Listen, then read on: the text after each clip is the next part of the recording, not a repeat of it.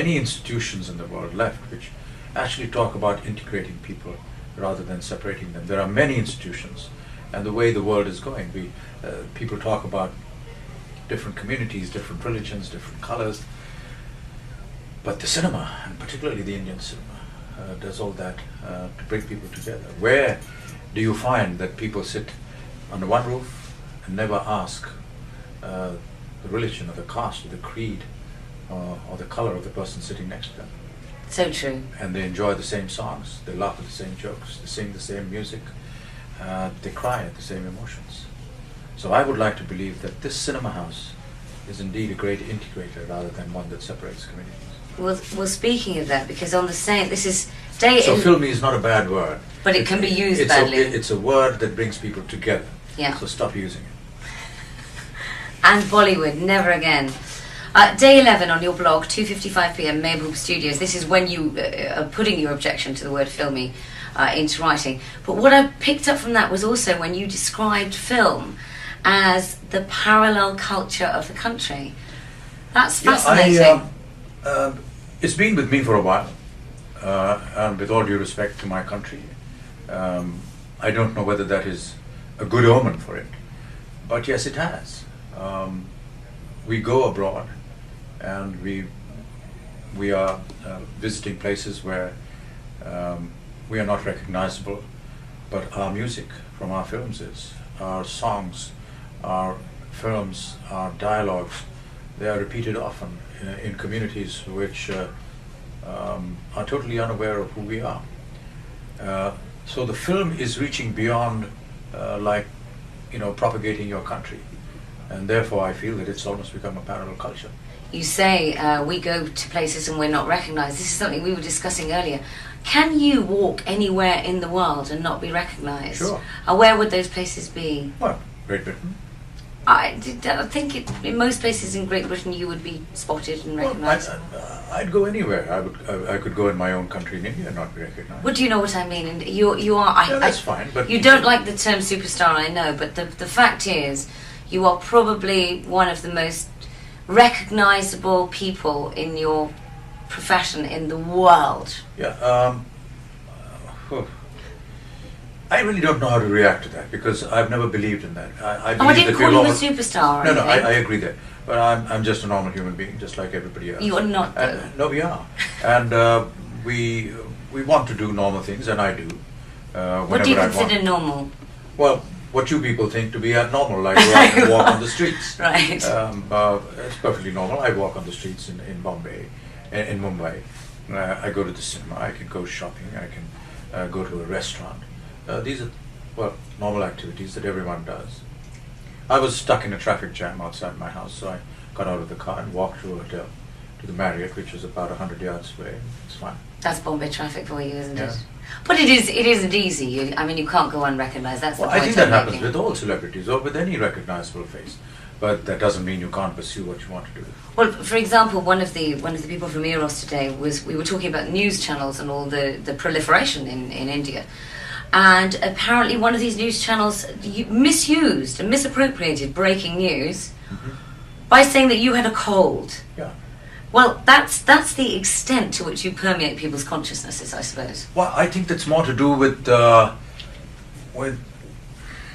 lack of information and lack of content. Why, was it flu actually, not a cold? No, it was a cold. It could have been. Who cares? But the fact is that to have something that is so... That's not me again. To have, just the lack of content and the seriousness of the content is an important ingredient. When you have so many channels and you need to fill it up, I guess, from their point of view, this is important, but, it's really laughable. I sometimes step out of my house in Mumbai and I go, whether it's visiting a friend or a hospital or a restaurant or wherever it is, and I come home and I put the television on to actually find out where I went because they know better than I do. And probably not correctly a lot of the time, I would imagine. Well, that's them, and they have an exquisitely talented editing, background music system going in there because they will take any footage and they can cut it, and they can put some background music, put in slow motion, and develop fantastically readable titles, and present it in a manner which will say, whoa, my goodness. Well, you do realise we just had the perfect opportunity, because when this goes for everybody to see, we'll really up the sound of the thunder there. We'll put a soundtrack behind you, and your hands will be going like this. We'll do it. Yeah. Just as a pastiche, Yeah, obviously. that's fine, because I should describe the reality in my blog. Now let's get to your blog then. My first question is there any financial motivation for writing this blog? You mean there's finances involved in that? Yeah. Wow, I didn't know There's this. a lot of money to be Thank made. you. Okay. That didn't answer Now the that I question. know about it, maybe I'll have another look at it. No, there definitely is, because you'll be bringing advertising into that site. Okay, I haven't done it so far. Is this an open and closed deal? Because I notice you're numbering the blogs, but Yeah, have you because got... everyone says you need to have a title, and a lot of the bloggers right. say, stop writing day 11. Will you put a title to it? But I really don't have a title, because I address several issues or whatever comes to my mind, and I think it's rather cute.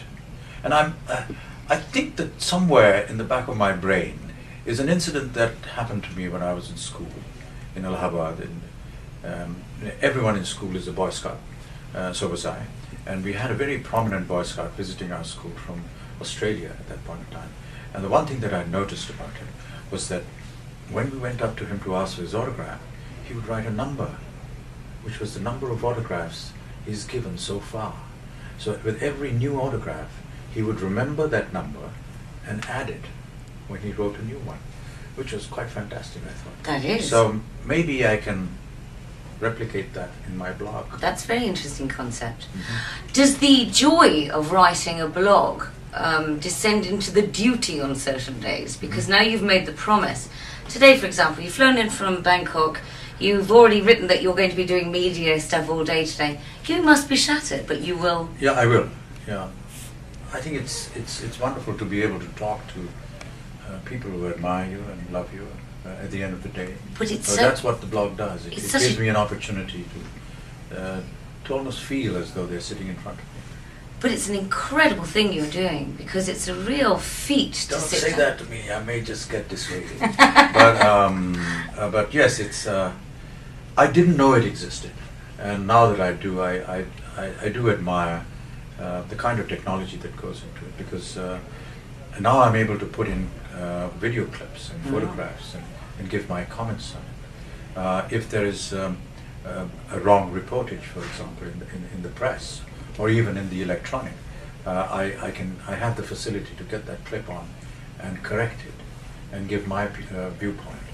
So if there is a journalist, I'll give you an example which is, I think, a little pertinent on another front as well.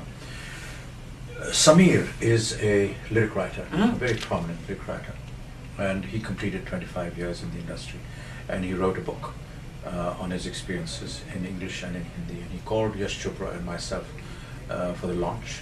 It was a function in Mumbai. We went there, the book was launched, Samir came up on the mic, gave his speech and said, we have a long association with Mr. Bachchan here. My father, the great Anjan, who wrote several lyrics for me, Kai Ke Paan Banaraswala and so many other films, wrote songs for Amitabh. I am Samir Anjan's son, and I write lyrics now for Amitabh's son, Abhishek. And then he brought on his own little son, who was just a couple of months old, and said, this is my son, and my desire is that one day he would write songs for Abhishek's son. So when my turn came to speak, I thanked him for this association, and I said, I must rush and go back home and quickly tell Abhishek to manufacture a son so that Mr. Samir's desires can be fulfilled. And the media edited everything out and said, Amitabh wants grandson. Oh. And then the Girl Child Association, an NGO, has taken me to court for propagating a male child as opposed to protecting the girl. And I'm in court now. But so the great thing is, if you had the blog at this time, So- you could have taken that yes, footage. exactly. So I've been trying to, clarify that through the media and through the press, but it's never got the kind of prominence that I wanted to get. It is a serious matter. I am now an ambassador for the United Nations. organizations. I work for their health. I work for polio. I'm working for several other